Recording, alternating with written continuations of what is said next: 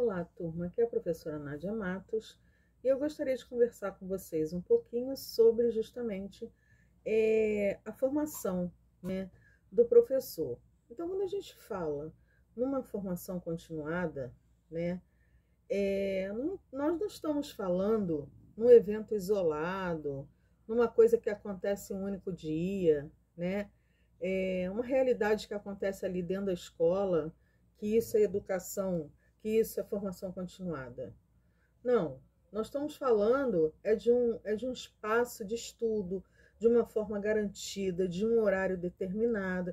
Então, a formação continuada, eficaz, é aquela que mantém alinhado, né, o referencial curricular, né, e o professor de como fazer para ele se aproximar ao máximo, né, dessa prática.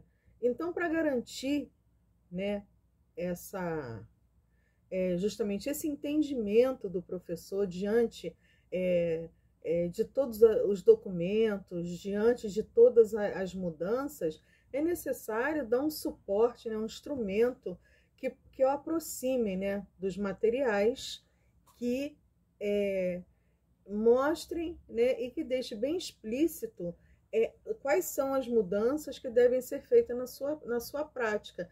Então, a formação continuada, ela deve se apoiar em competências, né, as competências desses educadores, nos objetos de conhecimento, nessas habilidades, nos procedimentos, né, que giram em torno da sua prática pedagógica. Então, assim, o conteúdo ele deve estar voltado para o desenvolvimento desse professor. É fazer com que esse professor entenda, né, quais são as competências e habilidades que os seus alunos devem desenvolver. Então, quando ele entende o que o seu aluno tem que melhorar, o que está precisando para esse aluno, ele passa a mudar então o quê? A sua prática. Então, o espelho, né, dessa formação é justamente a sua prática pedagógica. É quando o professor entende o que está acontecendo na sua sala de aula, mas para ele entender também o que está acontecendo na sua sala de aula, ele também precisa dessa formação continuada que dê a ele esse suporte, né? Então, a formação continuada, ela deve proporcionar a esse professor justamente o desenvolvimento, né, de competências gerais, né, relacionadas à sua vivência profissional, né? Como promover esse desenvolvimento dessas competências, né, no seu dia a dia, na sua prática cotidiana? Elas devem trabalhar de forma isolada? Não, né? A aula, ela deve ser o quê? Uma aula cheia de empatia, cheia de desejos de ajudar. Então, os professores precisam ser, né, expostos a situações de competências gerais e que essa formação possa ajudar a solucionar os conflitos, né? Porque os conflitos por meio do quê? Do diálogo, né? Existem muitas coisas na nossa profissão que a gente precisa trocar, a gente precisa dialogar, que a gente precisa ter a oportunidade, né, de dizer ao outro, né, e de analisar. Então, o professor, quando ele passa a conseguir refletir sobre a sua prática docente, ele está trilhando o melhor caminho, porque essa reflexão, né, dessa experiência é que vai ajudar na transformação da sua prática educacional. Então, tudo começa com o reconhecimento do professor como um profissional. Então, nós não somos tias ou tios, nós não somos pessoas que estão cumprindo uma missão, nós não somos pessoas bondosas que estão ali para ensinar e por caridade e nem por filantropia, não. Nós somos profissionais. Então, nós estamos ali, nós estudamos para entender esse processo, de como o ser humano aprende, de como o ser humano se desenvolve intelectualmente, cognitivamente. Então, o indivíduo com conhecimento adquirido por meio dessa experiência, ou formação que possui seus receios, possui suas frustrações, suas dúvidas, dificuldades, possui seus potenciais, a sua vontade de aprender, ele está sendo reconhecido e valorizado, né, pelas suas experiências, né, como um professor que tem um saber essencial, né, para o seu planejamento. Mas isso exige reflexão, isso exige uma formação entre pares, né? Entre pares quer dizer que não é sozinho.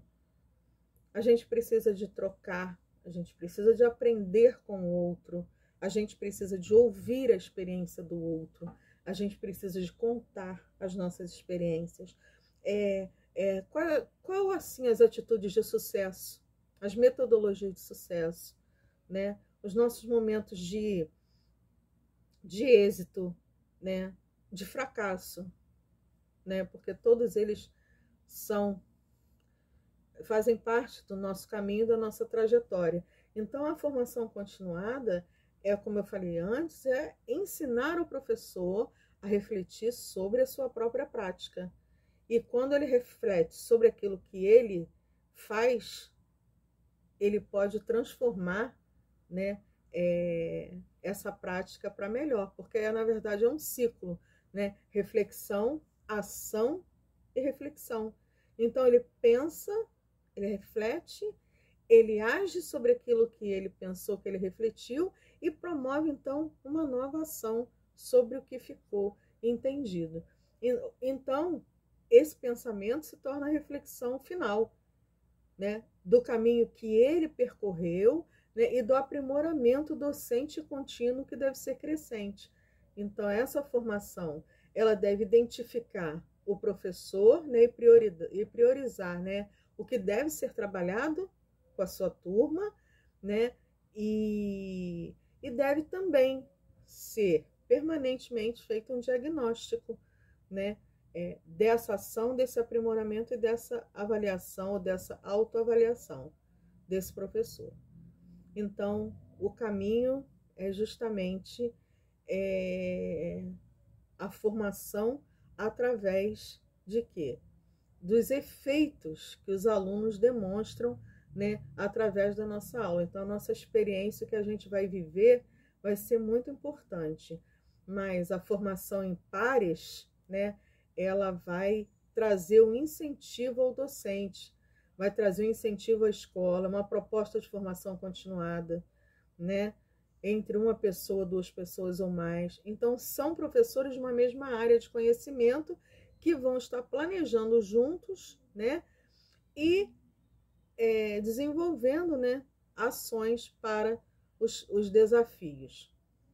Então, é assim que a gente deve encontrar, né, a nossa formação continuada, e que a gente nunca desista da pesquisa, que a gente nunca desista de aprender cada vez mais. Tá certo? Então, meu abraço para vocês e desejo a todos muito sucesso.